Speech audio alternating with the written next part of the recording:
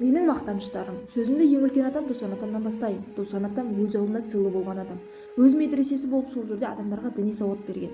Бірде түсіне аян беріп, жақын арада балалы боласыңдар, ол бала қасиетке толы бала болады деген.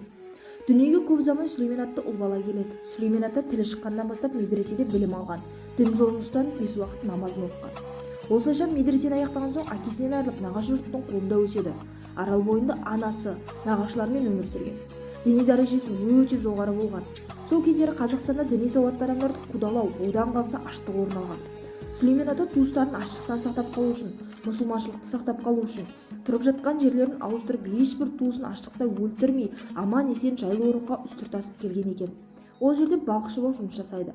Ал енді аян мен дүниеге келген қасиеті туралы айтайын. Сүлеймен атаның бойында кішкентайдан қасиет болған. Ер жеткен соң сол ауылдағы адамдарды қасиетімен емдей бастаған. Атам медицина мүмкін емес дегенді мүмкін етіп емдеп, ұзақ уақыт бойы сәби түлеп жүрген адамдар атамнан келіп бата алса сәбилі болған. Осылайша құдіретті қасиетімен атам елді мекеніне, халқына танымал емші болған. Сүлеймен атадан 9 бала. Оның екінші ұлы Амин менің атам.